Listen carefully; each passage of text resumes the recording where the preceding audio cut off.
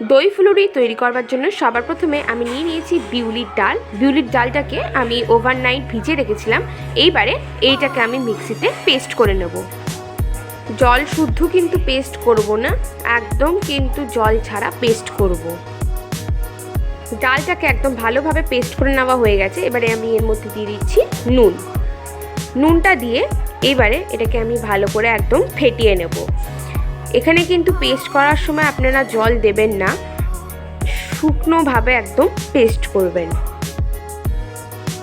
এবারে কড়াইতে দিয়ে দিয়েছি বেশ কিছুটা পরিমাণে সাদা তেল। তেলটা গরম হয়ে গেছে।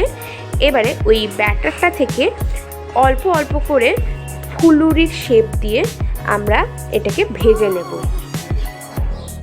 ফ্লেমটা কিন্তু মিডিয়াম টু লোতে রেখে ফুলুরিগুলোকে ভেজে নিতে হবে। আশা করছি ভিডিওটাকে লাইক করে দিয়েছেন। যারা এখনও লাইক করেননি অবশ্যই কিন্তু ভিডিওটাকে লাইক করে আসবেন।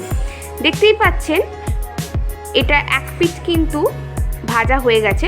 আমি উল্টে পাল্টে কিন্তু এই ফুলুরিগুলোকে ভেজে নেব। খুব বেশি কিন্তু ভাজবো না, গোল্ডেন ব্রাউন যখন হয়ে যাবে তখনই কিন্তু এটাকে তুলে নেব। দেখতেই পাচ্ছেন ফুলুরিগুলো গোল্ডেন ব্রাউন কালারের হয়ে গেছে। এবারে আমি একটা জলের মধ্যে আমি তুলে নিলাম। জলের মধ্যে কেন নিলাম বলছি, যাতে এই ফুলুরিগুলো লং লাস্টিং যখন রাখবো তখন কিন্তু এইগুলো নরম থাকবে, শক্ত হয়ে যাবে না। তাই এটা জলের মধ্যে চুবিয়ে নেওয়াটাই বেটার। এইভাবে এরকমভাবে আমরা সবকটা ফুলুরিগুলোকে গোল্ডেন ব্রাউন করে ভেজে নেব। ফুলুরিগুলোকে আমি জলের মধ্যে ভিজিয়ে দিয়েছি। আর আমি অন্যদিকে নিয়ে নিচ্ছি টক দই।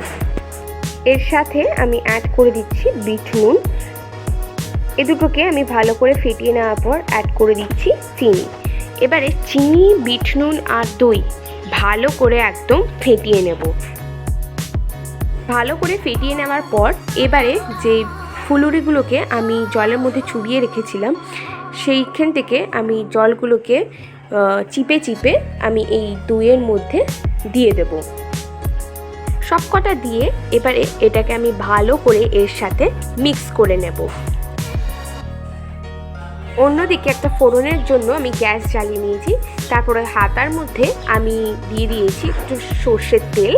তারপরে আমি এর মধ্যে দিয়ে দেব একটা শুকনো লঙ্কা, আর দিয়ে দেব কালো সর্ষে আর কিছুটা কারি পাতা, 3-4খানা কারি পাতা দিয়ে এবারে এটাকে আমি একটুখানি ভেজে ভেজে নেব।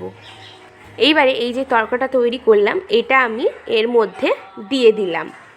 এবারে দিয়ে সব কিছুর সাথে ভালো করে একদম মিক্স করে নেব। মিক্স করে নেওয়ার পর আমাদের কিন্তু একদম তৈরি হয়ে যাবে এই দই ফুলুরি। কেমন লাগলো ভিডিওটা আমাকে কিন্তু অবশ্যই কমেন্ট বক্সে কমেন্ট করে জানাবেন। আর এটা একদম কিন্তু মাস্ট ট্রাই রেসিপি, খুবই সহজভাবে এটা আপনারা বানিয়ে নিতে পারেন। গরমের দিনে কিন্তু অবশ্যই এটা ট্রাই করবেন। আমি এটা টেস্ট করে একটু বলছি কেমন হয়েছে খেতে। এটা কিন্তু দারুণ হয়েছে। আপনারা কিন্তু অবশ্যই বাড়িতে ট্রাই করবেন।